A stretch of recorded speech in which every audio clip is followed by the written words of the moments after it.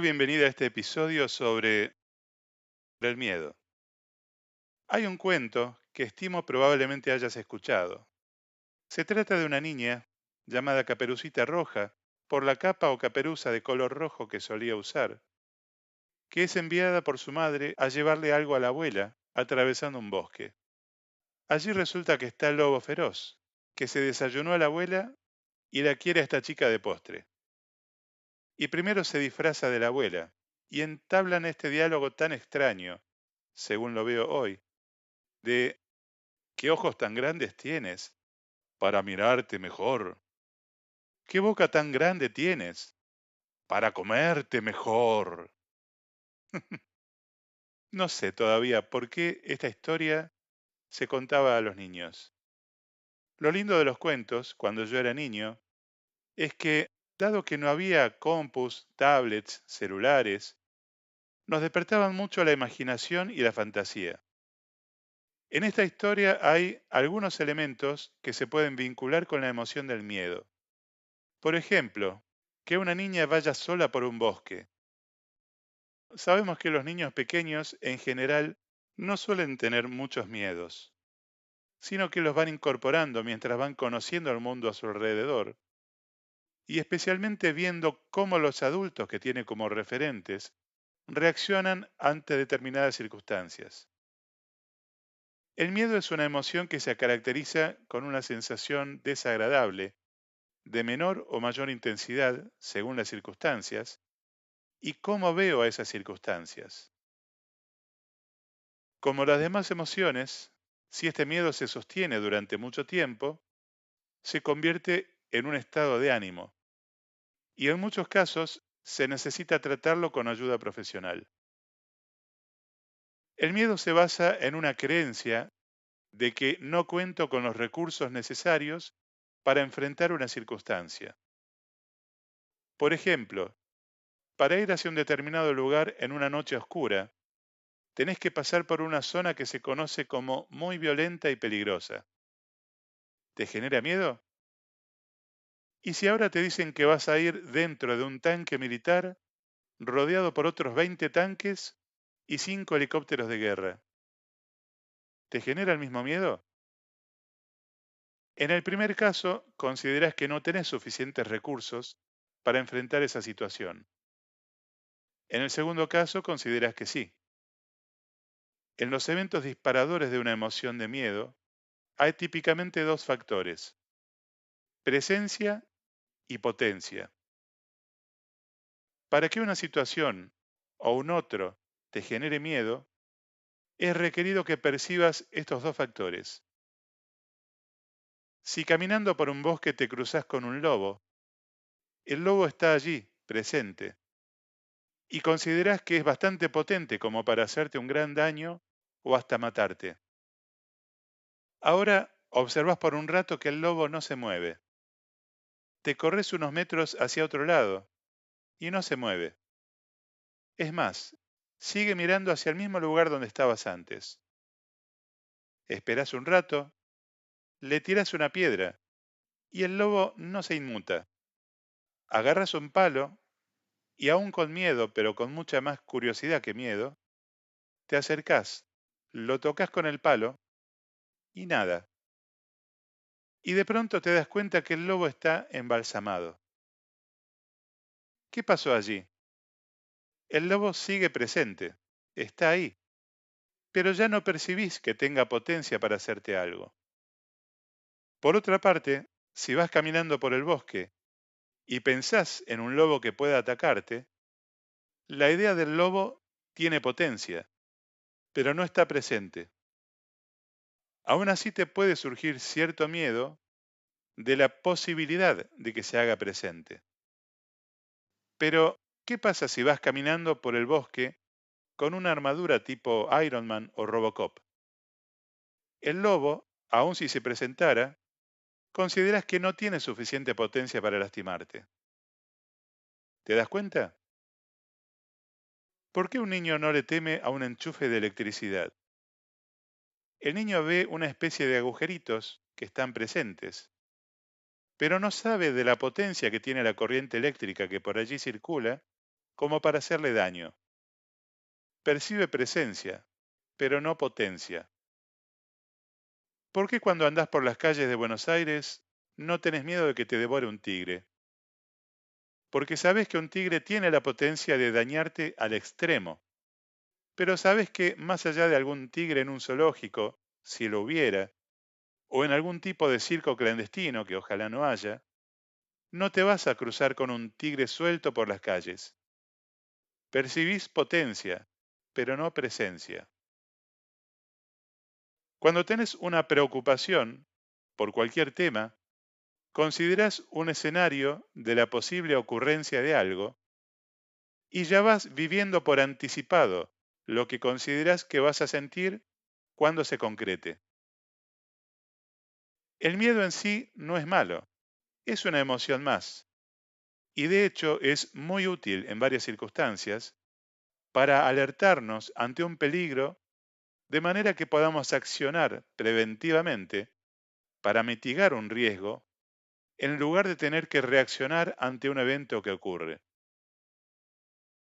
Cuando el miedo actúa, suele generar una de tres reacciones: huir, paralizarse o enfrentar. Este proceso es parte de las funciones del cerebro reptiliano, como parte de los mecanismos de defensa, y es parte asimismo de nuestro instinto de supervivencia. En la gestión de proyectos, uno de los procesos clave es la gestión de riesgos. Un proyecto es una conjunción de recursos humanos, materiales y tecnológicos, procesos y técnicas que se prevé aplicar para que se efectúen ciertas acciones durante un marco de tiempo para conseguir un determinado cambio, para ir de un punto A o situación actual a un punto B o situación deseada. Un proyecto de arquitectura se orienta a que el cambio sea que donde había un lote vacío haya un gran edificio de un shopping o una catedral o un hospital o lo que fuere.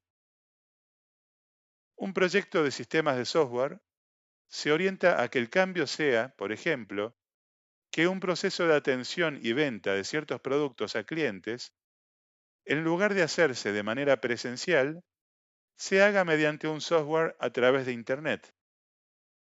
En la gestión de riesgos, el equipo de trabajo que lleva adelante el proyecto efectúa un análisis e identifica una cantidad de posibles eventos que serían relevantes para el proyecto y lo podrían impactar generando demoras y o pérdidas, ya sea humanas o económicas.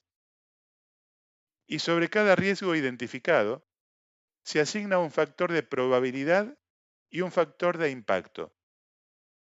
Se multiplican ambos factores y se obtiene un nivel de exposición ante ese riesgo. Cuando hablo de probabilidad, estoy considerando el factor presencia. Cuando hablo de impacto, estoy considerando la potencia del daño que pudiera ocasionarse al proyecto si ese evento ocurriere. A mayor probabilidad de ocurrencia y mayor impacto, es mayor la exposición y necesitamos darle prioridad a la atención de ese riesgo. Por otro lado, si un riesgo tiene alta probabilidad, pero muy bajo o escaso impacto, es decir, poca potencia, la prioridad es menor. Si un riesgo tiene baja probabilidad de presentarse, aunque tenga un alto impacto, también la prioridad es menor. El punto es que mediante un proceso de autoconocimiento que se puede realizar mediante sesiones de coaching o mediante sesiones con un psicólogo, dependiendo del tipo de miedos, se puede identificar miedos, analizarlos, verlos desde otra mirada en cuanto a su presencia, probabilidad y potencia, impacto, como para revisar de qué manera te manejas ante esos eventos, qué importancia les estás dando, si tal vez los ves más potentes de lo que son o los percibís más presentes de lo que están. Y la energía que tal vez estés gastando en protegerte por ese miedo, que te está paralizando o te está haciendo huir, no te da lugar a dar los pasos o acciones que encuentres necesarias para enfrentar eso y lograr lo que querés lograr. En la Biblia, Dios dice a la gente infinidad de veces, no teman, no tengan miedo. Si hablamos en términos de presencia, Dios es omnipresente. No existe ningún lugar que puedas encontrar donde Dios no esté presente. Y en términos de potencia, Dios es omnipotente. Todo lo puede.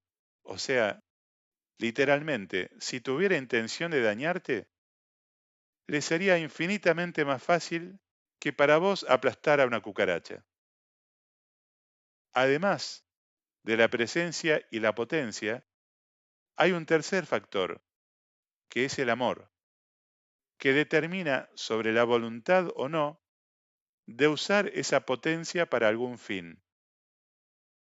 En el caso de Dios, su amor por vos y por mí es tan grande que aún con su potencia nunca la usaría para dañarte. Muy por el contrario, siempre la usa para protegerte. Yo creo firmemente en que, así como sé que la mano de Dios estuvo cuidándome en distintas situaciones de mi vida, infinidad de veces me ha cuidado de distintas situaciones sin que yo siquiera me haya dado cuenta. La Biblia también nos dice, esfuérzate y sé valiente. Todos tenemos miedos. Ser valiente no es no tener miedo, sino poder gestionar los miedos de tal manera que nos puedan alertar, pero no nos bloqueen para avanzar en lo que queremos lograr. Si sentís que hay algo que te esté bloqueando para obtener lo que querés lograr, te propongo esto. Escribí en un papel ese algo, ese obstáculo, y cuando lo hayas escrito, revisá cómo percibís su presencia y cómo percibís su potencia. Como parte de la gestión de riesgos, al tratar un posible evento, se suele diseñar un plan de mitigación y un plan de contingencia. El plan de mitigación busca bajar el nivel de probabilidad, o sea, presencia, de un evento o situación. El plan de contingencia busca reducir el nivel de impacto, o sea, su potencia, al prever qué acciones se darán paso a paso si ocurriera ese evento, como para recuperar lo más pronto posible una situación que, aunque no sea la ideal, se pueda considerar razonablemente estable. La cuestión es que muchas veces tenemos un miedo tan enraizado por alguna experiencia traumática que ni siquiera llegamos a identificarlo. Como se dice, el que se quemó con leche ve una vaca y llora. Allí es cuando se necesita la ayuda externa, que te puede ayudar a verlo, a identificarlo, y que de esa manera puedas trabajar sobre eso. Aquí es donde un coach puede ayudarte. Contáctame y podemos programar una serie de sesiones de coaching en las que, dentro de un marco de confidencialidad profesional, me comentes lo que querés lograr y en caso que detectes algún miedo que te bloquea para avanzar hacia tus metas, desde mi mirada te puedo informar si considero que como coach te puedo acompañar o si corresponde que recurras a un profesional de otra área para trabajarlo.